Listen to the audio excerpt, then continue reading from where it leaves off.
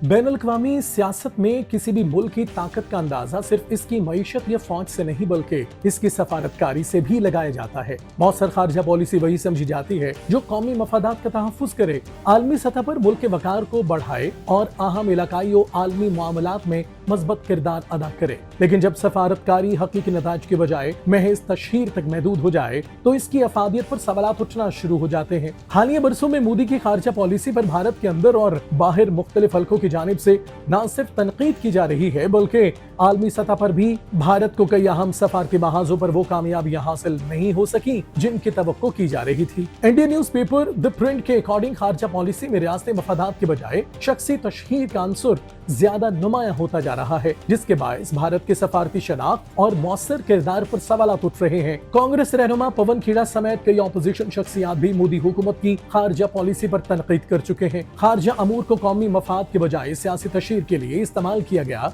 जिसके नताइज तवक्कुआत के मुताबिक नहीं निकल सके। मशरिक़ वुस्ता के हालिया बहरान और अहम आलमी तनाज़ात के दौरान भारत वो मौसर किरदार अदा नहीं कर सका जो एक उभरती हुई आलमी मईशत से मुतवक्के होता है। इसके बरक्स पाकिस्तान समेत बाज़ दीगर ममालिक ने सालसी और सफारती राब्तों के जरिए ज्यादा फाल किरदार अदा किया, जिससे खित्ते में उनकी अहमियत में इजाफा देखने में आया। भारतीय दिफाई और खारजा अमूर के बाज़ माहिरीन का भी ख्याल है कि जनूबी एशिया और आलमी सतह पर भारत को अपनी सफारती हिकमत अमली का असर-ए-नौ जायजा लेने की जरूरत है। बदलती हुई आलमी सूरत हाल में सिर्फ बयानात और तशहीरी सरगर्मियां काफी नहीं होती बल्कि मौसर सफारतकारी के लिए अमली नताइज, एतमाद साजी और मुतवाज़न खारजा पॉलिसी नागुज़ीर होती है। आलमी सियासत में इज्जत और असर और रसूख हासिल करना एक तवील और मुसलसल अमल है, इसलिए सिर्फ ताकत का मुजाहिरा नहीं बल्कि दानिशमंदाना फैसले, मुतवाज़न सफारतकारी और कौमी मफादात के तहफ़्फ़ुज़ पर मबनी पॉलिसियों की जरूरत होती है। जो ममालिक उन उसूलों को अपनाते हैं वो आलमी सतह पर अपना मकाम मुस्तहकम करते हैं,